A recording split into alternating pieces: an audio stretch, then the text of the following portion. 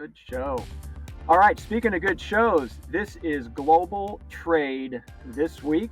I am your co-host, Doug Draper, coming to you from the great state of Colorado, and my partner in crime, the Grouch to my Oscar, over in the New England area, Mr. Pete Mento. Pete, how you doing today? I'm great, bud. I'm figuring that you would be the Ernie to my Bert, because I think Ernie was in a happier mood. Yeah, that's probably correct. Yeah.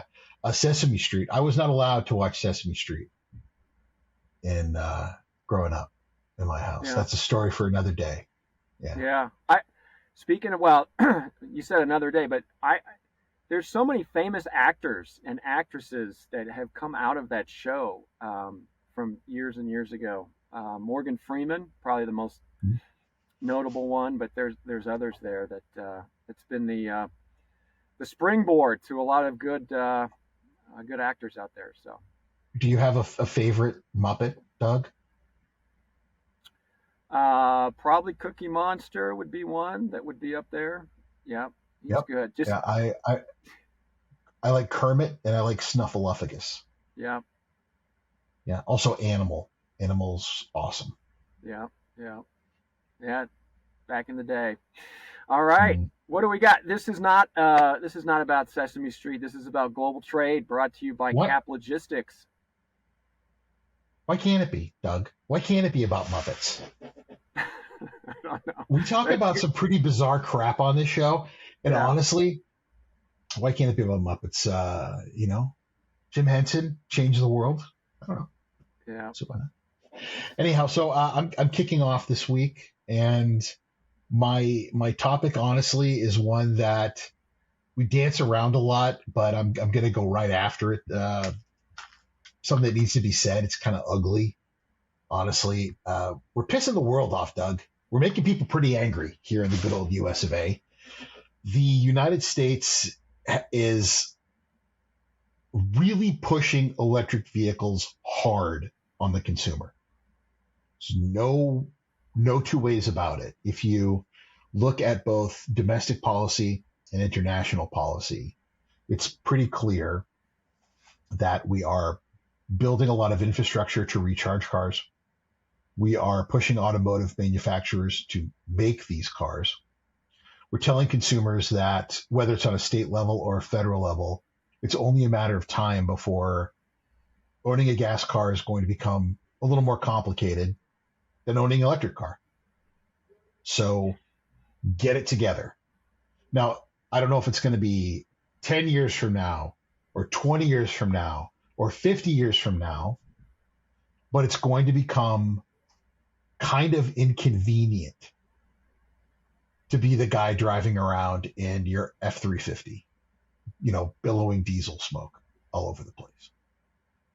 And the rest of the world is happy on the one hand that we're doing this because they are a bit more progressive in the green agenda, but they're also pretty annoyed because we have tied domestic policy to this a lot more closely than we've tied international policy, in that we have created a lot of the policy on green EVs with forcing companies to make them in the United States. What I mean by that is many of the electric vehicles that are being pushed on consumers have a percentage of content that must be made in the United States. The European Union, many of the countries in Asia, this really pisses them off because they don't have a similar requirement. So the USMCA, the artist formerly known as NAFTA, it has a lot of language written in it about how cars have to have a certain amount of content from the three countries. We have a lot of beneficiary language about product that comes into the U.S. that's put into EVs. It has a high duty rate if it comes from other nations. We also have language in the U.S.-UK free trade agreement, if it goes forward, that would require duty-free treatment on EV equipment that would go into those. Anywhere that we're having new free trade agreements, there's beneficial EV exports as well. We're tying a lot into it. and it's just being seen as sort of, coercive language, and they don't see it as fair because we as a nation feel that we have a lot tied into our innovation economy wrapped into EV technology. And to be fair, we have been at the cutting edge of EV development. We have pushed a lot of this technology, and we have a lot written into the science that's built it. And I don't mean the science, in that term. I mean literally the science that's built into EVs. So, Doug, we're making the whole world angry with this. There's a lot of pressure on President Biden to do something about it, but it's making a lot of jobs that make a lot of people in this country happy because it's seen as a long-term opportunity for the blue-collar work that's really more like, that baby blue collar, where it is technology manufacturing jobs that have a long tail to them that could really build opportunity for American workers. Yeah. Well, good domestic policy will get you elected, right? So that's the True. one arm of it. And then good international policy will make you friendly. That's the right terminology. So I don't see the messaging changing a whole lot, especially in the next year as we lead up to the election. But it's kind of a yin and a yang, contradictory messaging.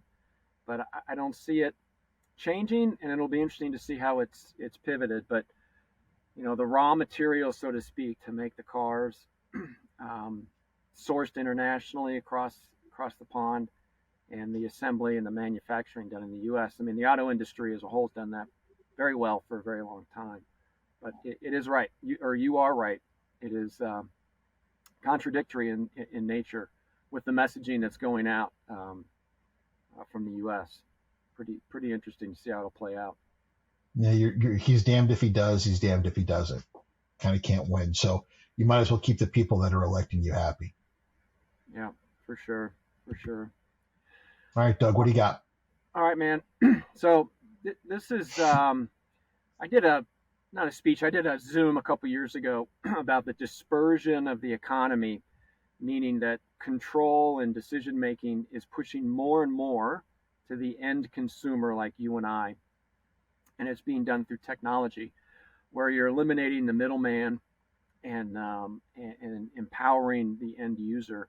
And the one thing that came to mind was, what's the deal, or when the dispersion of ocean freight and air freight bookings going to happen? So think of it, Pete, I referred to it as like the price line of freight, right? So there's all kinds of companies out there that are spinning it, and forwarders. We have a strong connection, obviously, with the freight forwarding industry.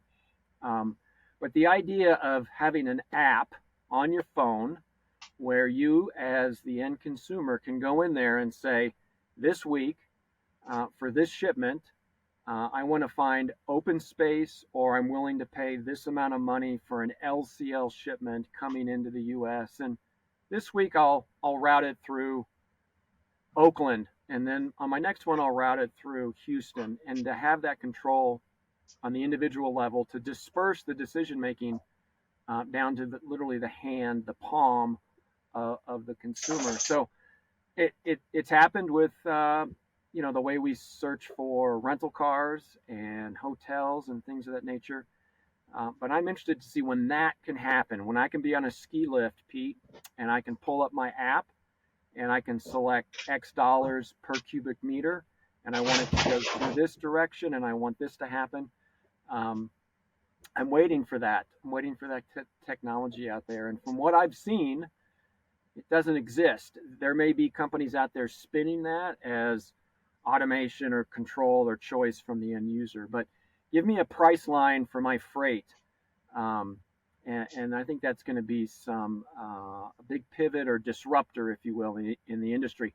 The big ones, the big guys, the big importers, Walmart's, the Targets, the Amazons, may not be applicable. But if it's a small to medium-sized shipper that wants that control, I've not seen it out there. And I think it's going to come eventually. Maybe not. I don't know. What's your take on it? I think it's not only going to come out, I think it's becoming more and more likely between artificial intelligence, machine learning, and the use of predictive data. When you add those three things together, it becomes likely. Not just possible, it becomes likely.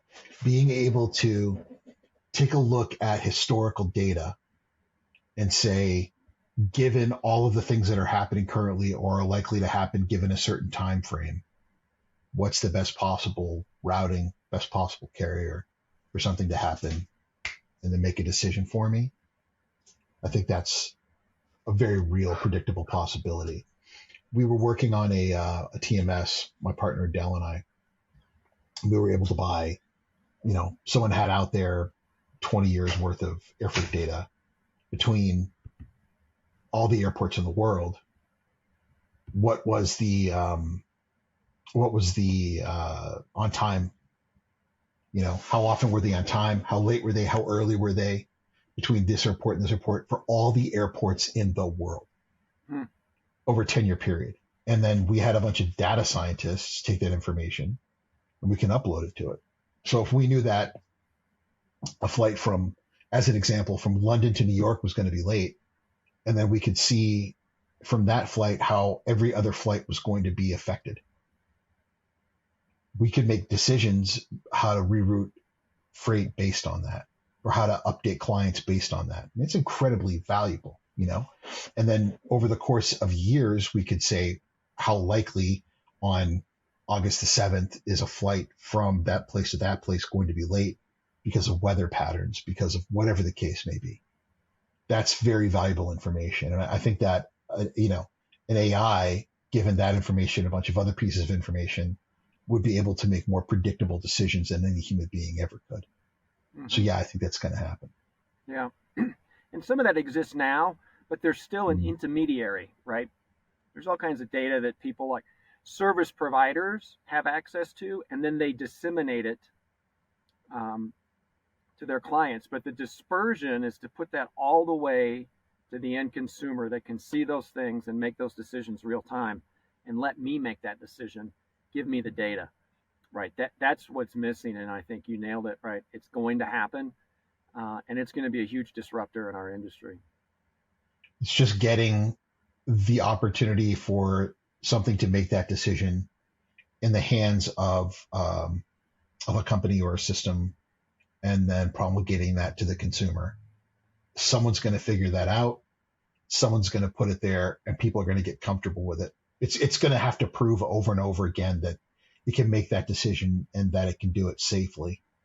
And then it's going to fail. I think our industry's ability to overcome a couple of failures, because it's going to fail. It's just going to fail, right? And when it does fail, how well does it recover from that failure? That's also going to be super important, because every system fails. Yeah, interesting. All right. So our favorite part, one of my favorite parts of the show, Pete, is that we can just go off and talk about whatever we want, right? And some of the topics that our listeners don't see that you and I come back and forth with would probably get us kicked off the air, but it's always good. So Halftime, as you know, is brought to you by Cap Logistics. We wouldn't be here every week without them, and we appreciate their support. So caplogistics.com enables the show and Halftime to happen. So Pete, you got an interesting one. I don't know. You want to roll this thing first? You want me to go? Yeah, I'll go first. My daughter Charlotte was up last week, and she and I love movies. So we went and saw 2 last week. She is 17. We saw The Haunted Mansion, which was far more entertaining than I expected it to be. So I will give that a B-. It was better than the original with Eddie Murphy. But we also went and saw Barbie. The Barbie movie. Now, my daughter Charlotte is a bit of a social warrior, and very much a feminist, very much a liberal. And she insisted that we see this movie, and she was delighted in bringing her old crotchety father with her. When I sent Doug my topic, I said I went and saw Barbie so that no one else has to. And here is my very quick review. It was not at all what I expected. So there's that. It was not a kids movie about a toy. So it was very much a statement movie. Um, it was a thought piece with a political agenda, and it was definitely not meant for an old, mostly white guy. How about that? It was not meant to speak to me. It was not meant to inform myself or change my mind. However, I did find it very funny. There were some laugh out loud moments for me, and there were some very touching moments for me as the father of daughters. And I don't want my money back. I did enjoy it enough to find parts of it that did touch me. And yeah, I mean, I don't understand why it's a worldwide phenomenon, but it was good enough to keep my attention for the hour and 15 minutes that I sat through it, Doug. But I still don't get it. So maybe if I the never Haunted will. Mansion was a B, if the Haunted Mansion was a B minus, what was Barbie? Oh, it's a hard C minus. Yeah. It's a movie that if I was on a plane, I probably would have watched it on a plane. On you have that pick your own. Like if I'm flying to Asia, I probably would have watched it after a couple other things. Like Margot Robbie is an absolutely incredible actress. I'd watch her in anything. Ryan Gosling is hysterical. He is hysterical in this movie. I don't know if he's actually that oblivious. I don't know how anyone can play anyone that stupid and not be at least a little bit that stupid. And Will Ferrell is in it, and he is always hysterical. So they were quite good. The two of them were very, very, very, very funny.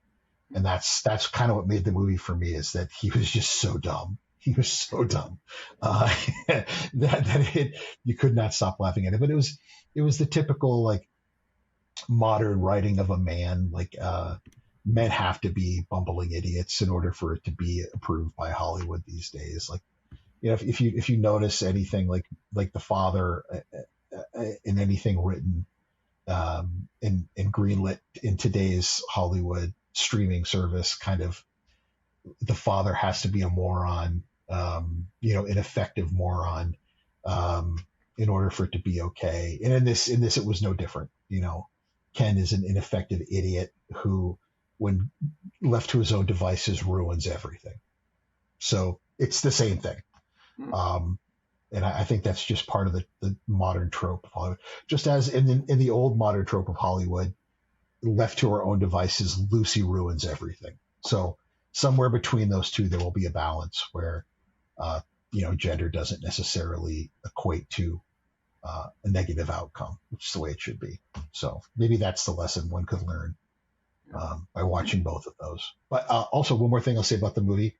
It is absolutely awesome to see how they could take the toy part of it and make it look real. Like, because you've got a daughter, you've been around Barbie stuff, like the Barbie dream house, the Barbie car, the Barbie clothes, like to turn it into like a real thing. They did not make it dorky. Like they didn't make it uncool. Like it was actually kind of cool to see them turn that world into a movie set, and it was neat. So I did enjoy that. And I'm a film guy, right? Like, you know that about me. So I had a lot of appreciation for what the director did with that. And the last 10 minutes of the film were very good. So yeah, I mean, I can't crap on it, Doug. I can't. So it's just an average. It's an average but good film. So nice. It is not Oppenheimer. It is not Oppenheimer. But again, Margot Robbie, if you have not seen Babylon, she was absolutely amazing in it. One of the best performances I've seen by an actor in a long time, so go check that out if you want to be blown away by her chops. Yeah. All right, Doug, what do you got? All right. Well, we're going deep on this one here. So, Pete, my take on this is that we need to bring back the draft as a We nation. sound like a couple of really angry old men today, bud. But yeah, go ahead. Yeah. Bring back the draft. And what I'm referring to specifically is Job Corps, AmeriCorps, and Peace Corps. And you have a daughter that is just about to enter college. I have a son that just graduated, and my daughter is going to be a senior. And I also am involved with mentoring and young men entering college in their freshman year at the University of Kansas. And the one thing that we're seeing, that I have personally seen with two kids, and also these kids that I'm working with, is that they need something in between high school and college, right? I'm a huge believer, become one, about a gap year, right? That was kind of the hip thing when everybody's going through COVID and they're like, I don't know what I want to do. I'm going to do a gap year. And some of that was sitting in the basement playing video games. But I think if there's some sort of government-supported program that can help young kids gain experience and connect with others, I think they would have tremendous value, because I think children and kids need that more so now than when you and I were transitioning from high school to college. The key things these kids look for is, will I make friends in college? Did I pick the right major? And did I make the right choice? Those are all things of uncertainty. And those corps, Job Corps, AmeriCorps, and Peace Corps, can provide guidance and direction in life, so they know what to do when they take that next step, right? There needs to be a sense of belonging, a purpose, and kind of a common goal. And the common goal thing, Pete, is impactful, because we have no common goal anymore as Americans, in my opinion, because of the divisiveness that's going on in our political nature and all that kind of stuff. But I think that getting kids back and really encouraging a year off and engaging with one of those three organizations to really figure out what you want to do will help the kid make a better decision on what they want to do as they go into college and take the next step in their lives. And so in my time with my kids, and being around a lot of 18 to 20-year-olds now, they need a gap year. And I think if we bring back the draft in the sense of Job Corps, AmeriCorps, and Peace Corps, I think it'll well position the next generation to really understand what they want, provide guidance and direction, and a sense of belonging. So a little heavier topic than normal on Halftime, Pete, but I wanted to bring that up. All right. So I am morally and ethically opposed to drafts. So I'm just going to start that off from the very beginning. I don't believe that. Yeah, you're looking around like somebody's behind your back about ready to attack you. No, I worry about ever being political. But that's something that I am deeply, deeply opposed to. My father was drafted. I would not be alive if it hadn't been for that. Because my father met my mother after he got drafted in the Army. My mom joined the Army of her own volition because she's a very patriotic woman. She wanted to go to Vietnam and help them boys. But my father, got kicked out of college, and rest is history. But I'm deeply opposed to drafts. However, I am very much for what you're talking about. Gap years are wonderful. And having known and met a lot of young people from Europe, many of them do exactly what you're talking about. They take time off in between a year or two after they finish, their public schooling and or private schooling, and before they go to universities or start their careers. And I think it's very good for them. But more importantly, Job Corps, Peace Corps. In Boston, we have something called City Year, which I don't know if you've heard of, where they do everything from working at public schools, working for local government, working for the state government, whatever the case may be. I think it's wonderful, incredibly rich. Now, being opposed to the draft, I am, however, very much in favor of voluntary service to the U.S. military. So I think that that's also incredibly wonderful. I think that serving one's country any way that you can is or one's local city, one's government, volunteering for fire service, EMT, first responders, joining the National Guard. These are all wonderful things to do as a young person. Being a Boy Scout, being a Girl Scout. My youngest daughter is still a Girl Scout, at 17 years old. Just fantastic park services. Anything that you can volunteer, join the Humane Society, work in a shelter, work in women's shelters, help your church, just giving. One of the biggest problems that I notice with younger people that I work with is, it's a terrible word, Doug, but it's just selfishness, not understanding just the great opportunities that come from setting your ego aside, which is a problem that I had as a young person that was mercilessly beat out of me, literally and figuratively, the first time I got on a ship. And I needed it. So I agree with you, Beth. There's a lot of good that could come from service. Mm-hmm. Yeah. All right. So there's there's our disclaimer, a little heavier than normal on our halftime. We'll get back to the shenanigans next week. Yeah, buddy. So, all right. All right. So my next topic is pretty cool, man. It's a bizarre financial 180. So the course of this week, we have a ton of reporting that is really deeply focused on inflation. So the inflationary numbers for China come out on Wednesday, and we're expected to hear that they're in a world of deflation. The inflation numbers come out for the UK, and they're going to be pretty good.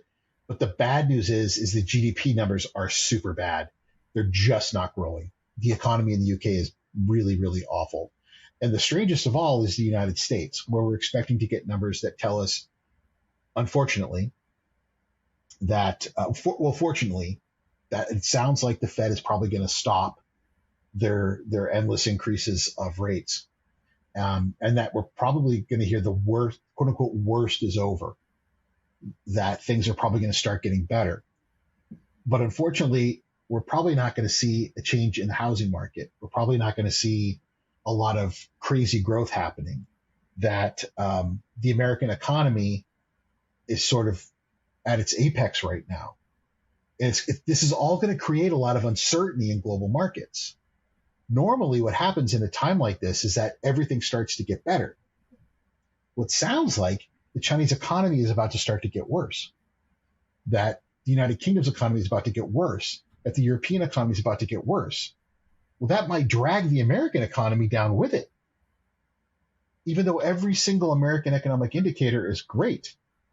So what's going to happen, buddy? We don't know. We don't know.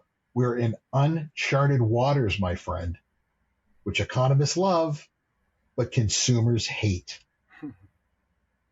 Can't wait, bud. Yeah. Well, the one thing that caught my attention on this one is the strict COVID lockdown in China, right? That was this whole thing was unprecedented, so I can't say that was unprecedented to other things, but it's almost like strict lockdown, almost like a bear hibernating, right? Where all of a sudden they wake up and those restrictions are gone, and they just realized the demand is not there anymore, the production is down, there's not as many exports, and it's like they were unaware of that, and what you just described is a manifestation of it, which is striking. And their kind of China is kind of the point of origin of a lot of things that happen, because that's where the factories are, that's where things are being made, that's where all the stuff that we don't need, that we consume. So that's always the point of origin. But that was the first thing, is that I think a lot of that has to do with their strict COVID lockdown rules. And when they finally lifted, holy crap, nobody's buying anything across the world as much as they were before we went in to hibernation. And I think you're seeing some of that manifest. I think this is one small aspect going over to the UK. I think fuel, from what I've read, has gone down and come down a little bit, which I think definitely has a huge impact to kind of pivot over there. But it'll be interesting, because everybody is at this tipping point, right? It was a spiral down or spiral up with inflation, and everything's right at this tipping point, right? So, what direction is it going to go, left or right? Which, like you said, the economists love the uncertainty, and the consumers like, just give me something that I can grab onto and feel some comfort. So, it'll be Yeah. an interesting, reports and interesting what's to come in the next 6 months. Yeah, buddy. All right, man, bring us home. All right, so this is kind of going more towards I have a humanistic approach to my topics this week, Pete. It's kind of funny. So I read this article that I got somebody had sent to me about warehouse automation. It was specific to Walmart, and they talked about all the automation that's coming in there, and that robots are doing the heavy lifting and the hauling, and how everybody that was on the floor chucking boxes and doing a lot of labor to keep the machine moving forward are now don't need to do that anymore. They can go in and manage the robots and manage the machinery and look at this great advancements of your career where you don't have to do that anymore.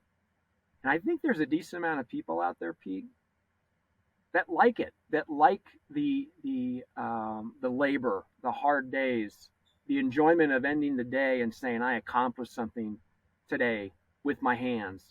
And not everybody wants to evolve in the hierarchy and be able to run the machines and go from touching a box and moving a forklift and moving something tangible across a warehouse floor, loading an aircraft, unloading an ocean vessel.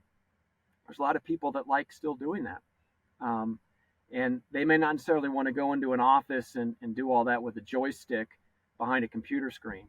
And so automation's coming. It's not going away, and it will continue to evolve. But there's going to be workers out there that don't want to evolve with it. And it could be a whole group of people that just eject and don't have a place to go. But I think this whole point, Pete, is that automation's coming. And I think there's a lot of people out there that don't like it for a variety of reasons. And some of those just like to work with their hands. At the end of the day, I like being tired. I like enjoying the fact that I accomplished something and helped somebody with my hands to move the supply chain forward. So that's a group of people I think is overlooked too often. And so, I don't know, that's my take when I read that article. I think this is a hard one. This is a really hard one to opine on, Doug. And the reason is that hard work is changing. You can still be a carpenter, but you've got to use a nail gun. And you can still be a mechanic, but you've got to use a pneumatic wrench. The technology that we use to do hard work is different now. The guys that are out doing the hard work out on the street are doing it differently. They're not digging ditches with pikes and trench axes, you know. I have a lot of respect for the noble work of the hardworking man. They're still going to do hard work. They're just going to do it with different technology. And I think that they're going to do more work just with fewer people. So maybe they'll do different hard work. There's always going to be somebody doing hard work. Yeah. But maybe you're right. You know, maybe they won't be doing as much hard work in that warehousing industry. There's always going to be somebody doing hard work that we just can't automate. I shouldn't say always. There could be work that we just cannot. That there's maybe there's going to be work that we end up automating. Maybe that's the first thing we automate. Is the hardest of work until there's just no more hard work to automate. Mm. Maybe that's the direction all this goes. That's why I wonder how big this population is going to get. You know, the population just keeps getting smaller and smaller because of it. This is a tough topic, Doug, because there is nobility in hard work. You and I come from a different type of family, you know, and that was a measure of a man, somebody who worked hard. Yeah. And Well, I I like fear that that that type nobility of and hard work. yeah Nobility and hard work. that's unfortunately that type of appreciation is starting to go away. There's not that many people who are doing that kind of hard work anymore, and the appreciation of that is going away. Yeah. Yeah. Agreed. All right. All right, well, that's going to be it for global trade this week on that Debbie Downer of a note. For my end, I apologize for that, but we'll be back next week. I want to thank the good folks at Cap Logistics for supporting us again, as always. Thanks, Keenan, for keeping all the knobs where they're supposed to be, and the bobbles and the beeps and all the rest of it. Thank all of you for listening, as we always do. We'll see you again next week. Thanks, Doug, All right. for another edition of Global Trade this week. Adios, Awesome. everybody. Thanks, Pete. See ya.